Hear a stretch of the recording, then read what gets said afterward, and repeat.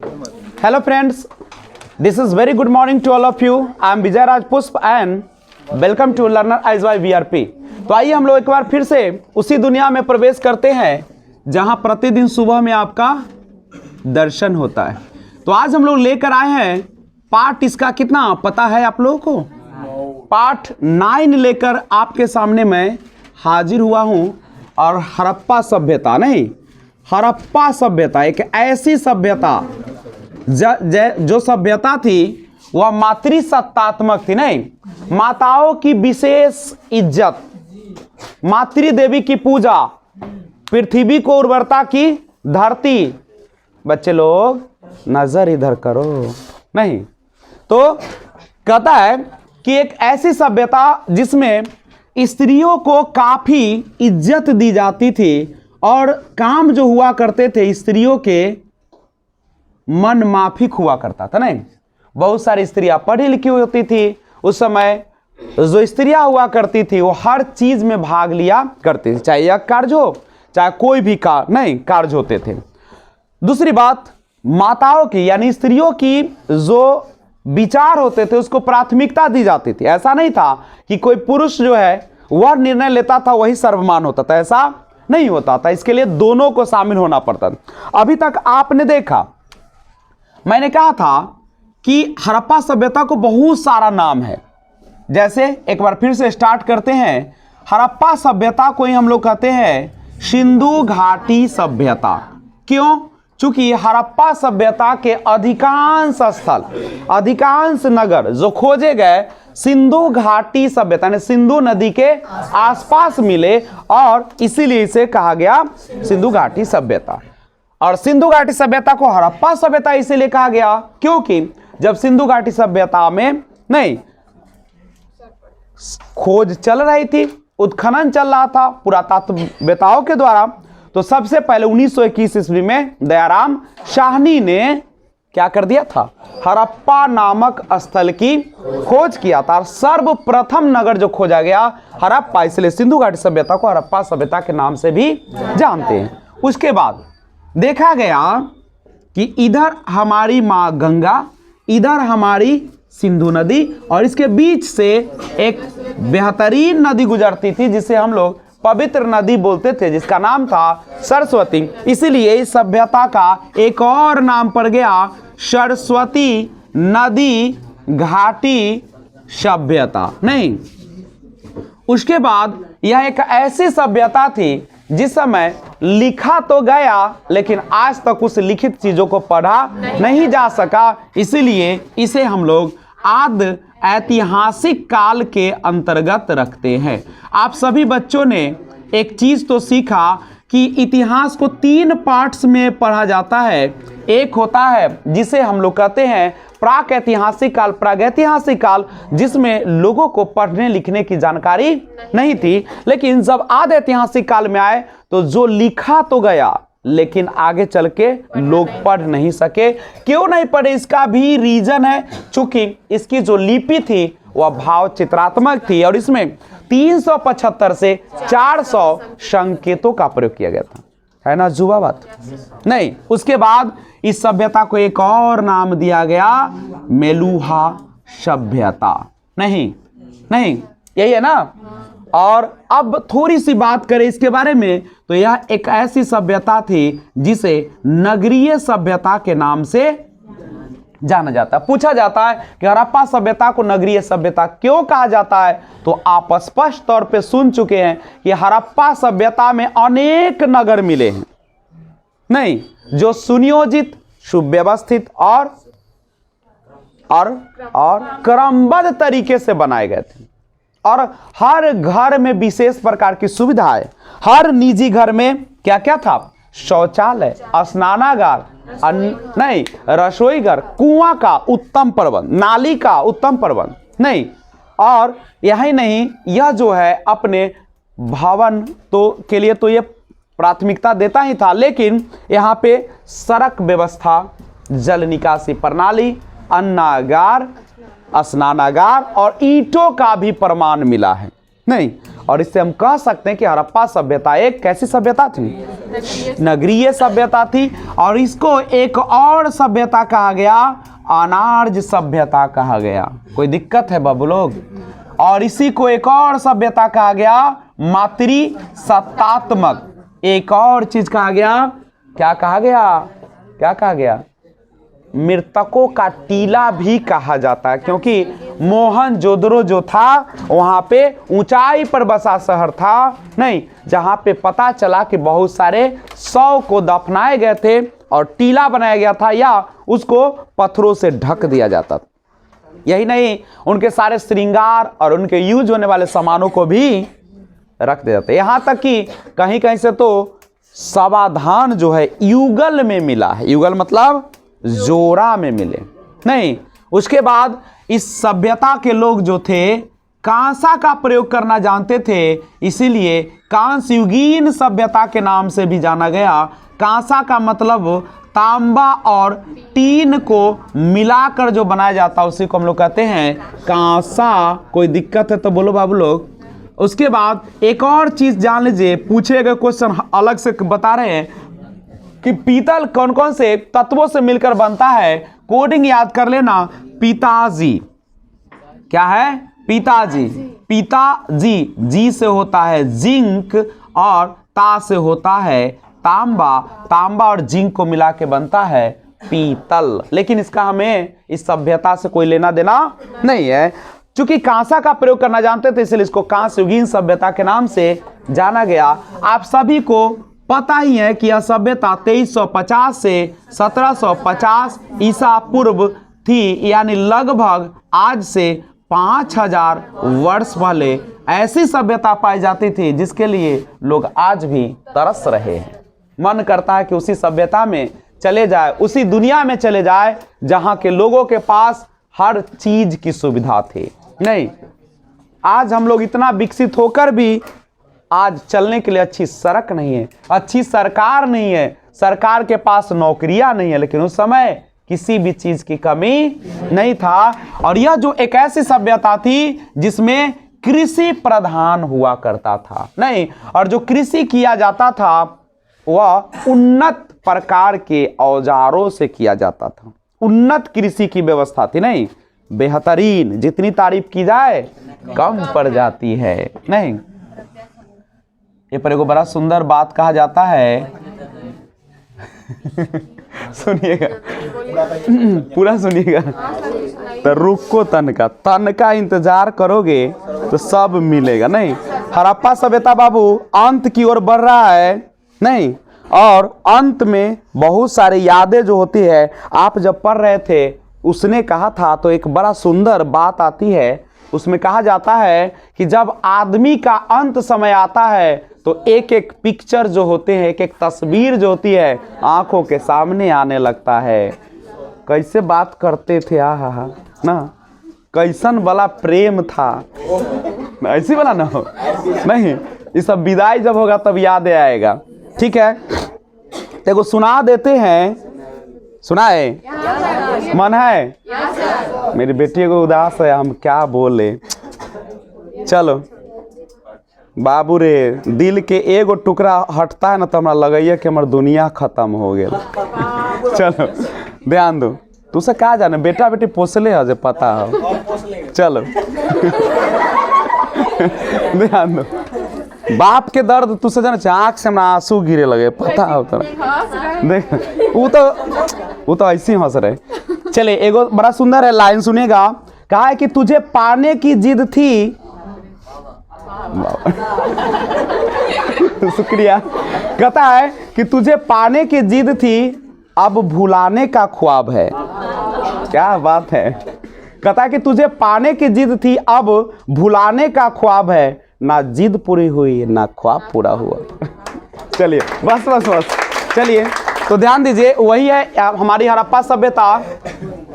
तो जैसे सुनिए, हड़प्पा सभ्यता का जब तक शुरुआत नहीं हुआ था तब तक लोगों का विचार था कि जो वैदिक सभ्यता है वही भारत की सबसे पुरानी सभ्यता है। लेकिन जब दयाराम साहनी ने 1921 ईस्वी में पाकिस्तान के मोंटगोमरी जिला में जब हड़प्पा नामक स्थल का खोज कर डाला, पूरा दुनिया में एक बिगुल बज उठा, नहीं कि वैदिक सभ्यता तो अब की सभ्यता है। अब मतलब कब? 1500 से लेके 600 ईसा पूर्व की है। और ये जो हड़प्पा सभ्यता ये तो 2350 से 1750 ईसा पूर्व की है। ये काफी पुरानी है और लोगों का सारा विचार क्या हो गया? बदल गया। नहीं तो इन सब चीजों को आपने अभी तक पिछले एपिसोड में देखा।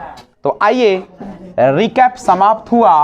अब हम लोग बात करते हैं नई बातें। नहीं तो आज आपके सामने एक बेहतरीन चीजें लेकर आया हूं और उसका नाम है, क्वेश्चन से शुरुआत करेंगे कि हड़प्पा सभ्यता की प्रमुख विशेषताओं का वर्णन करें। नहीं काशिला जी, मेरा दीदी का नाम रख ले है और आप समय पर नहीं आइएगा तो दुनिया तो हमको हंस देगा हो। चलिए 6:30 बजे 6:30 पर सभी लोग प्रयास करें। इसमें मेरी कोई भलाई नहीं है, न मेरा कोई जिद है, न मेरा कोई ख्वाब है। आप बनेंगे किसके लिए बनेंगे? खुद के लिए बनेंगे। ठीक है, तो बढ़ जाए। आज की शुरुआत होती है, हड़प्पा सभ्यता की प्रमुख विशेषताओं का वर्णन करें। यही क्वेश्चन है आज का और उसी पर आज हम लोग डिस्कशन करने चलेंगे कुछ देर में। क्वेश्चन है, हड़प्पा सभ्यता की प्रमुख विशेषताओं का वर्णन करें। मैं आशा करता हूं कि आपको अगर न भी बताया जाए तो भी बता देंगे, क्योंकि हड़प्पा सभ्यता पूरी तरीके से खामियों से नहीं, पूरी तरीके से कह सकते हैं कि मेरिट से भरा हुआ है, विशेषताओं से भरा हुआ, हर सुविधा यहाँ पे मौजूद है। और एग्जाम में याद रखिएगा, और लिख दे या अथवा लिख दे तो आप दोनों में से एक ही क्वेश्चन को बनाएंगे। ऐसा नहीं है कि आप दोनों क्वेश्चन को क्या कर डालिएगा? बना डालिएगा। दूसरा क्वेश्चन बोलता है, हड़प्पा सभ्यता के हड़प्पा सभ्यता के विस्तार, हड़प्पा सभ्यता के विस्तार की विवेचना करे। क्या करे? विवेचना करे। गौर करो बच्चे लोग, दोनों दो क्वेश्चन है, लेकिन एग्जाम में अगर अथवा लगा दे तो आप एक ही क्वेश्चन बनाएंगे, लेकिन यहां पर तो आपको दोनों क्वेश्चन बनानी पड़ेगी, क्योंकि दो क्वेश्चन है ना। एक है प्रमुख विशेषता और एक है हड़प्पा सभ्यता के विस्तार। इस क्वेश्चन में तो आपको कोई दिक्कत होने वाली नहीं है। तो पहले हम बात कर ले, क्योंकि जाने पहचाने लोगों से मिलने के बाद अनजान से मिली जाती है, नहीं तब मजा आती है। तो आइए शुरुआत करते हैं। पहले आप सभी जान चुके कि हड़प्पा सभ्यता का विस्तार, क्या इसमें कोई खामियां हैं? अब सुनो, हड़प्पा सभ्यता के विस्तार के बारे में हम चर्चा करते हैं। सबसे पहले, हड़प्पा सभ्यता एक ऐसी सभ्यता थी जिसका विस्तार काफी क्षेत्रों में था। नहीं, इसका विस्तार 3 देशों में था, भारत, पाकिस्तान और अफगानिस्तान। नहीं, और अगर हम इसकी लंबाई की बात करें तो 1400 किलोमीटर, सही बोल रहे हैं? Yes sir. और चौड़ाई की अगर हम बात करें 1600 किलोमीटर। ठीक बोल रहे हैं ना हो? ठीक है। और अगर हड़प्पा सभ्यता की चौहद्दी की बात करें, सीमा की बात करें, तो हड़प्पा सभ्यता के उत्तर में मांदा, दक्षिण में दाइमाबाद, पूरब में आलमगीरपुर और पश्चिम में सूतकांगडोर तक फैला हुआ था। इसका पूरा क्षेत्रफल 12,99,600 किलोमीटर था, जबकि इसके लगभग में अगर बात करें तो 13 लाख वर्ग किलोमीटर में फैला हुआ था और दुनिया की बेहतरीन सभ्यताओं में से एक सभ्यता। क्या इतना से पेट भर जाएगा? अब हड़प्पा सभ्यता के प्रमुख विशेषताओं का वर्णन करें। आखिर हड़प्पा सभ्यता की विशेषता क्या है? तो आप सभी को पता है कि हड़प्पा सभ्यता अपनी विशेषताओं के लिए ही जानी जाती है। नहीं, यानी हम कह सकते हैं कि चूंकि हड़प्पा सभ्यता का कोई लिखित प्रमाण तो मिला लेकिन पढ़ नहीं पाए, इसका मतलब लिखित प्रमाण हमें उपलब्ध नहीं है। तो इसकी जानकारी हमें मिली कहां से? पुरातात्विक स्रोतों से, जो उत्खनन से प्राप्त हुआ उसी से हमें इसकी जानकारी प्राप्त हुई। तो हड़प्पा संस्कृति में कुछ ऐसी विशेषताएं हैं जिनको सामने रखकर कुछ इतिहासकार अब यह मानने लगी है कि अवश्य यह सभ्यता अन्य सभ्यताओं से श्रेष्ठ है और इसकी संसार को बड़ी देन है। ठीक है, अब हड़प्पा सभ्यता में क्या हुआ कि हड़प्पा सभ्यता के या सिंधु घाटी के लोगों की उन्नति उनकी श्रेष्ठ सभ्यता का प्रमाण देता है। अब क्या क्या देता है, तो सबसे पहले उनका सुनियोजित नगर, सबसे पहली विशेषता क्या है उसकी, सुनियोजित नगर। सुनियोजित का मतलब क्या होता है, बोलो बच्चे लोग, एक क्रमबद्ध ढंग से नहीं यह शहर बसाई गई थी, जो आज प्राचीन संसार में ऐसा नमूना देखने को नहीं मिलता है। आज की भांति आवश्यकता अनुसार सड़कें, गलियां छोटी और बड़ी दोनों प्रकार की बनाई गई थी कि नहीं। सड़कों का उत्तम व्यवस्था, नालियों का उत्तम व्यवस्था, जल निकासी जिसे आप लोग कहते हैं। तो पहला विशेषता इसका क्या हो गया, सुनियोजित नगर। हड़प्पावासी अपने नगरों को एक क्रमबद्ध ढंग से इस प्रकार से बनाए थे जो आज भी लोगों के मन की छाए है नहीं। और यहां तक कि सड़क, नाली नहीं, कूड़ा करकट रखने का व्यवस्था, सड़कों को साफ करने के लिए मैनहोल की व्यवस्था यानी नाली के साफ करने के लिए, सारी व्यवस्थाओं से ये क्या था, परिपूर्ण था नहीं। दूसरी विशेषता, श्रेष्ठतम सुनियोजित एवं सुव्यवस्थित निकास व्यवस्था, मतलब यहां के लोग इतने बेहतरीन थे कि साफ सफाई का सबसे उत्तम व्यवस्था था नहीं, और शायद ही ऐसा कोई देश भी रखता हो। बिल्कुल साफ सफाई में बेहतरीन लोग सब ना केवल अपने शरीर को साफ रखते थे बल्कि अपने शहरों पर एक कूड़ा करकट भी आने नहीं देते थे। और पक्की सड़कें जिसके दोनों तरफ नालियों का व्यवस्था। तीसरी व्यवस्था, श्रेष्ठतम एवं निपुण नागरिक प्रबंध। इसमें क्या था, कहता है कि नगर प्रबंध तो सर्वोत्तम ढंग से था और स्थान स्थान पर पीने के पानी का विशेष प्रबंध था।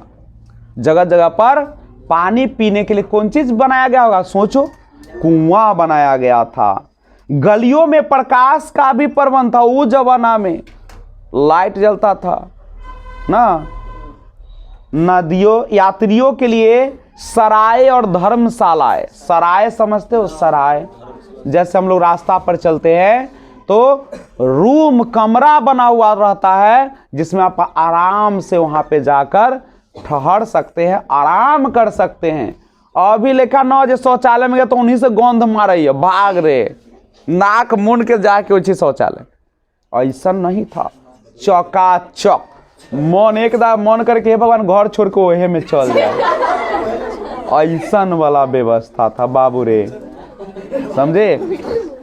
और सुंदर और उपयोगी कला, इसमें क्या था कि यहाँ की कला में दो विशेष गुण था जो अन्य देशों की कला में एक साथ देखने को कम मिलता है। इस सभ्यता में बनावटीपन जो था लेस मात्र भी न था। बनावटी जीवन नहीं जीता था कि रोड पर एकदम क्रीम चमाचम उड़ेले है, और जब घर में आती तब भगचोनरी लेखा ना, भगचोनरा लेखा। ऐसा नहीं, एकदम जहाँ रहेगा चमाचम, एकदम मेकअप से लैब ना। बाबू मेकअप बहुत करता था, तुम लोग कुछ नहीं करते हो। मेकअप अच्छी चीज है, दुनिया हंसे उसका मतलब। हमारा तो तनका दिन और देख रहा, हम मेकअप कर, बाल ओला एकदम क्रीम चमका के अब ना, तनका दिन और रुके ना, रुके ना। जवानी में थोड़ी लिपस्टिक का हाथी लगा दे, बुढ़ारी में लगा तब बुझाता हो। तो ध्यान दो, ये सारा है नहीं। तो आइए ऐसा करते हैं, एक क्वेश्चन लिखा जाए और उसके बाद मैं इसका आंसर आपके सामने लिखा देता हूं। ओके, तो पहले इसको नोट किया जाए। तो अभी आपने सुना हड़प्पा सभ्यता की प्रमुख विशेषताओं का वर्णन करें, नहीं, और उसके बाद हड़प्पा सभ्यता के विस्तार की विवेचना भी हम लोगों ने किया।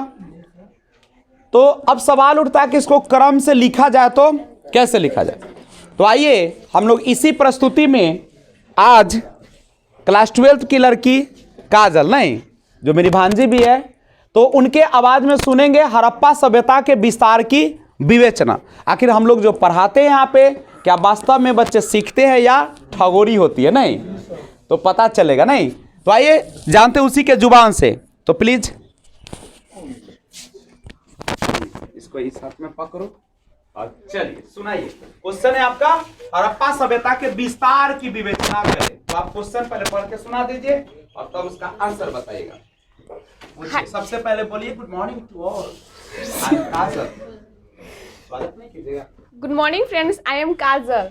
हड़प्पा सभ्यता के विस्तार की विवेचना के बारे में हम जानते हैं कि बोलिए कि हड़प्पा सभ्यता के विस्तार की विवेचना करे। क्वेश्चन है जिसका मैं अपने तरीके से जवाब देना चाहता हूँ, ऐसे। हड़प्पा सभ्यता के विस्तार की विवेचना करिए क्वेश्चन है जिसका मैं अपने शब्दों में जवाब देना चाहती हूँ। विश्व की प्रमुख 4 सभ्यताओं में से एक हड़प्पा सभ्यता का विस्तार उत्तर से दक्षिण तक 1400 किलोमीटर, पूर्व से पश्चिम तक 1600 किलोमीटर तथा उसके तटीय भाग से उसकी लंबाई 1300 किलोमीटर तक फैली हुई है। हड़प्पा के उत्तर में मांदा जो कश्मीर में है, दक्षिण में दाइमाबाद जो महाराष्ट्र में है, पूर्व में आलमगीरपुर जो यूपी में है तथा पश्चिम में सुतकांगेडोर जो बलूचिस्तान में है। हड़प्पा सभ्यता का संपूर्ण क्षेत्रफल 12,99,600 वर्ग किलोमीटर है, जिसका आकार त्रिभुजाकार है। यह इसका सर्वमान्य काल 2350 ईसा पूर्व से 1750 ईसा पूर्व है। हड़प्पा सभ्यता मिस्र की सभ्यता से 20 गुनी अधिक बड़ी थी। मिस्र और मेसोपोटामिया की सभ्यता से 12 गुना अधिक बड़ी थी। बेहतरीन। तो इतनी अच्छा से व्याख्या इतना शायद मैं भी नहीं कर पाऊंगा, नहीं। और आप लोग जानते हैं कि गुरु गुरु रह जाते हैं, चेला चीनी हो जाते हैं, नहीं। तो इसका प्रमाण आपने देखा। चूंकि मैं भी पढ़ाता हूं तो इतना बेहतरीन ढंग से हर चीज को व्याख्या नहीं कर पाता हूं जो काजल ने की, नहीं। तो अब देखते हो कैसे लोग पढ़ते हैं यहाँ पे नहीं, इसीलिए हम लोग सपना दिखाते हैं यहाँ पे बिहार टॉपर का, नहीं। और आपको अब तो दूर बैठे हुए हैं, आराम कर रहे हैं, पानी उनी पी लीजिए, दिल को थाम के रहिए, नहीं तो ध्यान दीजिएगा। सबसे बड़ी बात है कि मेरे क्लास में एक खासियत है, ऐसे अपनी बड़ाई तो खुद से अच्छी लगती नहीं है, लेकिन यह बता दूं कि आप भी अगर यहाँ पे क्लास करके देखेंगे तो आपको खुद अंदाजा लगेगा, नहीं, कि घर पे पढ़ने की कोई ज़रूरत नहीं पड़ती है, नहीं। तो आइए एक और क्वेश्चन है, वो जवाब कौन देंगे, कौन देना चाहते हैं? मधु जी, माइक आपके पास जा रही है और आपका काम क्या सो सुनिएगा। हड़प्पा सभ्यता की प्रमुख विशेषताओं का वर्णन करेगा। आपको जो अभी जो नोट लिखाया गया है आप उसी को बाद इसमें नहीं बोलेंगे, ठीक है, आप सुनाएंगे। चलिए ठीक है, माइक पहुंचा दीजिए। चलिए okay. Good morning to all, this is Madhu. Harappa सभ्यता की प्रमुख विशेषता का वर्णन आज का क्वेश्चन है, जिसे मैं अपने शब्दों में उत्तर देना चाहता हूँ। हड़प्पा सभ्यता अन्य सभ्यताओं से श्रेष्ठ है। इसकी विशेषता उनकी निम्नलिखित बातों से लगाई जाती है। सुनियोजित नगर, इनकी नगर आज की तरह आवश्यकता अनुसार सड़कें एवं गलियाँ छोटी और बड़ी दोनों प्रकार की बनाई गई थी। गलियाँ एवं बाजार इस प्रकार के बनाए गए थे कि वायु अपने आप ही उनको साफ कर दे। सुनियोजित एवं सुव्यवस्थित निकास व्यवस्था, सड़कें पक्की ईंटों से बनाई जाती थी और छोटी छोटी नालियाँ सिलाप या पत्थर से ढके जाते थे और साफ सफाई के लिए मैन होल बीच बीच में बनाए गए थे। निपुण नागरिक प्रबंध। तीसरा पॉइंट है निपुण नागरिक प्रबंध। नागरिकों को पीने के पानी के लिए स्थान पर प्रबंध या गली में प्रकाश का प्रबंध था। यात्रियों के लिए सराय और धर्मशालाएं बनाई हुई थी। चौथा पॉइंट है सुंदर और उपयोगी कला। यहाँ की कला में दो विशेष गुण हैं, एक बनावटीपन, लेंस मात्र का भी इसके घरों अथवा भवनों का निर्माण लोगों की उपयोगिता या आराम को ध्यान में रखते हुए हुआ था। उपयोगिता के साथ साथ मकानों में सुंदरता भी थी। That's all.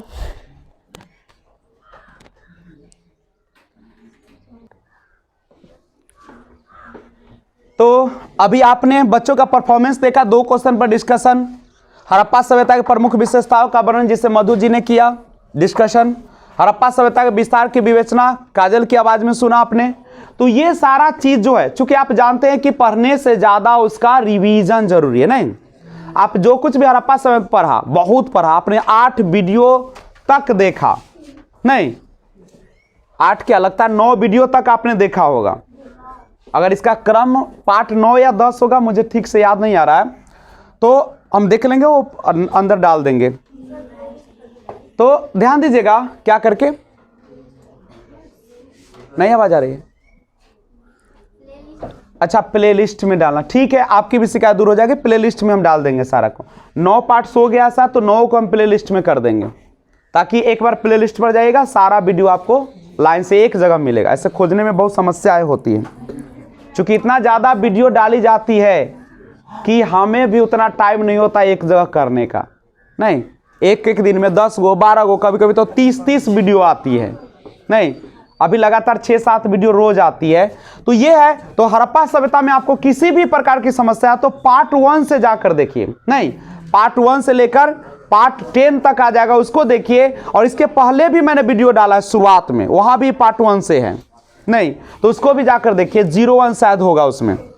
तो आज की सेवा यहीं पे समाप्त करते हैं, और अगले क्लास में लेकर आता हूं एक और बेहतरीन वीडियो हड़प्पा सभ्यता पर, चूंकि समाप्त होने का नाम नहीं ले रहा है। नहीं तो अगर वीडियो अच्छा लगा तो लाइक शेयर कमेंट कीजिए। हाँ, आप लोगों से गुजारिश है कि इस लिंक को ज्यादा से ज्यादा शेयर करें, लर्नराइज बाय वीआरपी, क्योंकि हर व्यक्ति के पास 2-3 आदमी तो होते ही हैं। अगर 2-3 ही भी किया जाए तो हम लोग आज स्टार होंगे। नहीं तो अपने परिवार का ख्याल रखें और अच्छे से रहें, पढ़ाई करें, लगातार रिवीजन करें, पूरा कॉपी का थाक न बनाए। जो पढ़ाई होती है उसको शुरुआत से क्या करें, रिवीजन करें, because practice practice practice and practice makes a man perfect, क्योंकि अभ्यास ही आपको परिपूर्ण बनाएगी। तो चाहते हो कि जीवन में मुकाम हासिल करे, चाहते हो कि गुलामी की जिंदगी से दूर रहे, चाहते हो कि तुझे कोई और न बोले, तुम्हारी आवाज सब सुने, तो इस चैनल पे आइए, लर्नराइज बाय वीआरपी। अभी सब्सक्राइब कीजिए और बेल आइकन को ऑल पे प्रेस कीजिए, जिससे आपको वीडियो जब भी अपलोड करूं सबसे पहले मिले। Okay, best of luck, thanks for watching. जय हिंद, जय भारत।